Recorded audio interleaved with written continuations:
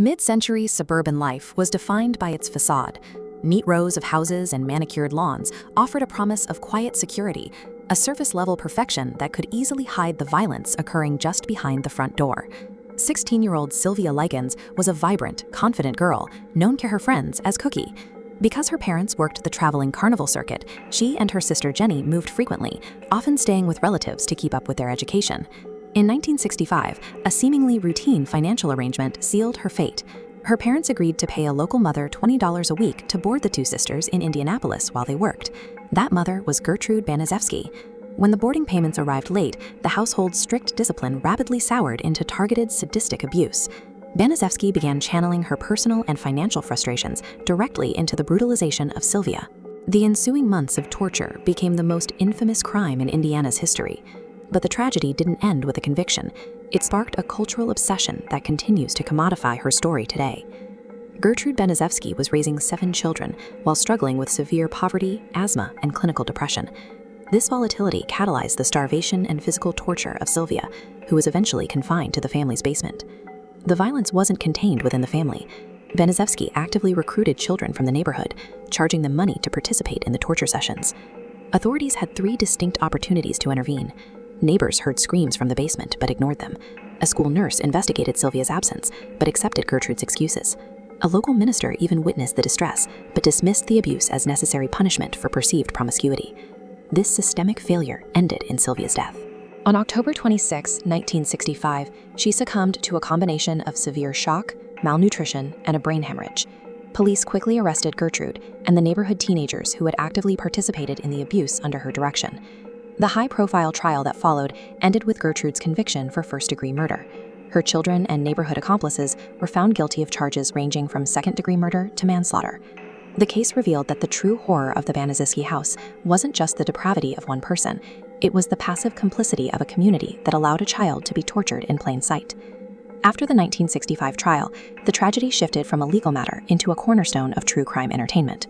Lurid pulp stories and magazine covers immediately began to sensationalize the murder for profit. This body's media, the Sylvia Likens Archive, describes how her death splinters into fractured narratives. Fictional versions insert victim blaming and sexual shaming into the plot, distorting her history to make her appear responsible, maintaining a profitable narrative at the expense of truth. This strips Sylvia of control over her story. By twisting reality for entertainment, the media commits a second act of violence against her memory. Sylvia's media treatment is part of the beautiful dead girl trope, a recurring fixture in American culture, rooted in a fascination with destroyed innocence.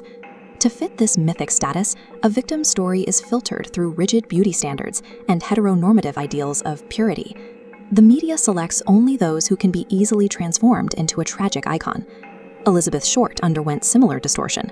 Like Sylvia, she became an icon known exclusively for the brutality of her death, rather than her actual life.